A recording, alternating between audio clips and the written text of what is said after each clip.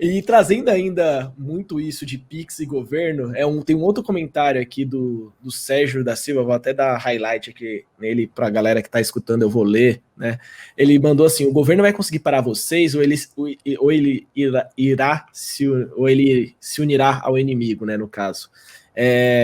Que é um ponto bem importante, né? Tipo, a gente viu aí, no caso, o nosso governo brasileiro parando o WhatsApp até quando eles vinham para cá, né? Exatamente porque estava no movimento de Pix ali, pré-Pix, né? Você vê essa movimentação acontecendo, a gente sabe que, tipo, a questão a regulamentação toda do Brasil para o mercado de cripto tá, tipo, só jogada para o ar, né? Ninguém dá muita atenção para isso.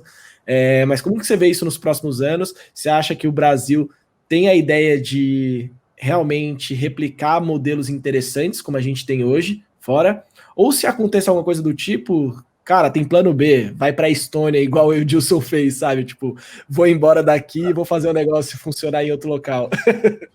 Assim, honestamente, isso não preocupa a gente, justamente por a gente estar próximo dos órgãos reguladores. Então, a gente se preocupa de fazer as coisas da maneira correta. Então, assim, cara, de fato, assim, a BitFi não é tecnologia para você lavar o seu dinheiro.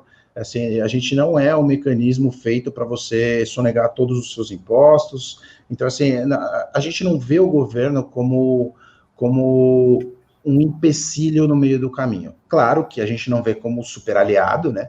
Ninguém desse mercado é doente o suficiente para ver isso dessa maneira. Mas, de fato, assim, a gente tem que lembrar de que, num cenário utópico ideal, o que o governo quer é prover uma sociedade melhor. Então, se a gente olhar para o governo com o viés de, cara, vamos ver se o que eles estão falando faz sentido e se eles estão ouvindo quem entende um pouco mais do que eles do assunto. Então, a gente tem pessoas como o Fernando Urich, que é um cara super importante para o nosso segmento, sendo um dos, até um certo tempo atrás, aí, conselheiro dentro da Casa da Moeda. Ele é um cara bem próximo de diversos órgãos, como a CVM, Banco Central e etc. Então, assim, a gente tem pessoas extremamente inteligentes em contato com os grandes reguladores para que explique para eles como funciona e para que eles consigam encontrar um meio do caminho. Então, assim, eu não vejo eles como um mecanismo que vai viabilizar, faça o que você quiser e não queremos saber de absolutamente nada, mas também não vejo como um super entrave. Do ponto de vista de proibição e coisa do tipo, cara, zero piração, assim, não existe a possibilidade de ser proibido o uso de Bitcoin no planeta, tá? Porque, assim, não é só você falar assim, vamos fechar a internet. Não, e se fechar tem satélite já. Então Não, nem isso para hoje, no caso. não tem como, cara, não tem como, assim, um mecanismo que é infactível nesse momento. Então, assim, não temos que nos preocupar. E aí, uma prova disso é, por exemplo, a Rússia. A Rússia é um dos países onde eu não sei se é até hoje, proibido usar criptomoedas e ter criptomoedas. É o segundo país com mais uso de criptomoedas do mundo. Ou seja, se proibisse seria até bom, honestamente. Porque isso causaria um buzz tão grande que as pessoas conheceriam um pouco mais sobre o assunto, e elas veriam a beleza da tecnologia que tem por trás disso.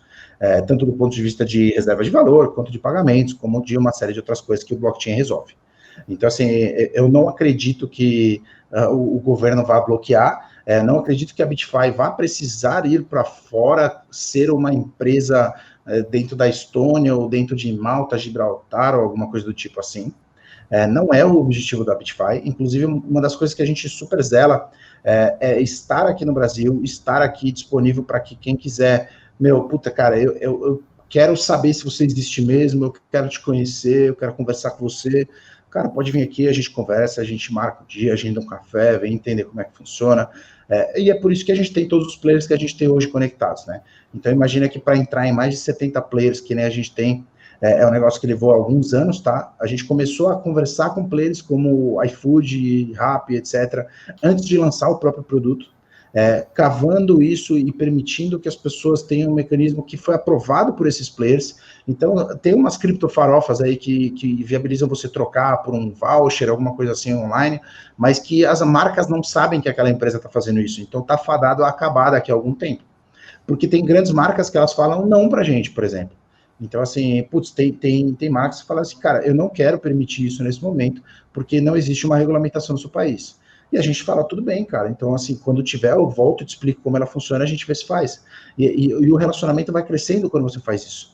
Então, as pessoas falam assim, cara, putz, a gente já teve 2 empresas bem grandes, não posso citar, que falaram não. Aí eu falei assim, posso explicar para você o que já existe? E aí você decide se é não mesmo? E a gente explicou e viraram super parceiros nossos. Então, assim, demora porque tem muito desconhecimento, as pessoas não sabem como funciona. Então, assim, cara, é a questão dos degraus que eu falei para vocês antes, assim, eu não tenho o que fazer, a gente tem que subir um degrau por vez. Cara, e eu acho que respondendo um pouco da pergunta, tem uma visão sobre o Bitcoin, a visão, na verdade, de um dos pioneiros do Bitcoin, do cara que recebeu a primeira transação do Bitcoin, que é o Ralph Finney, que ele dizia que o Bitcoin vai servir como uma layer para os próprios bancos centrais e para outros bancos, bancos privados, para o mercado de banco privado, fazer transação. Então, e a gente está vendo isso acontecer de frente pelos nossos olhos ali. Então, primeiramente, a gente teve, nessa semana, inclusive, o Banco de Construção da China, que eu acho que é o 4º maior banco chinês, um dos maiores bancos do mundo, aceitando o Bitcoin para pagamento para bonds, né, para dívidas. Um mês atrás, um pouco menos, o Banco Central do Irã falou que ia usar também Bitcoin. Então, a gente está vendo aí, esse movimento está acontecendo. Então, é muito mais provável que os bancos centrais comecem, de alguma forma, que já está acontecendo, acumular Bitcoin, do que proibir o Bitcoin. Então, eu acho que esse é o movimento que as pessoas pensam, pô, vai bloquear, o governo vai proibir, acho que vai pelo outro lado, inclusive. O governo vai achar que é uma tecnologia boa, é uma boa reserva de valor o Bitcoin. Todo mundo está vendo isso. E a gente tem que sempre que lembrar, desculpa, Isaac, a gente tem sempre que lembrar o que o Bitcoin trouxe. Porque tem 1 trilhão de criptomoedas, cara, dá 30 segundos aparece mais uma, e a gente tem que lembrar qual que foi a essência. A gente pode pensar do ponto de vista de tecnologia, de uma série de coisas, mas pensa a essência mais pura de todas.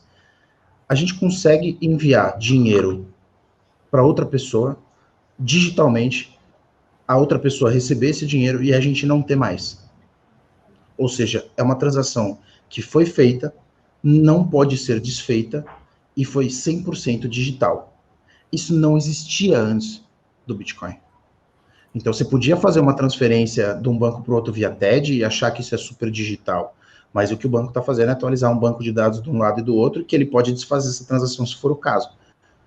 Agora, a gente está fazendo a mesma coisa que te dá uma nota de R$50, você pegou a nota, se você não me devolver essa nota, eu não tenho mais ela. Isso aconteceu 100% digitalmente. Então, essa é a grande essência do que foi feito. E todos os grandes bancos e governos e tecnologias relacionadas a finanças, obrigatoriamente vão ter que aderir a essa tecnologia no futuro próximo.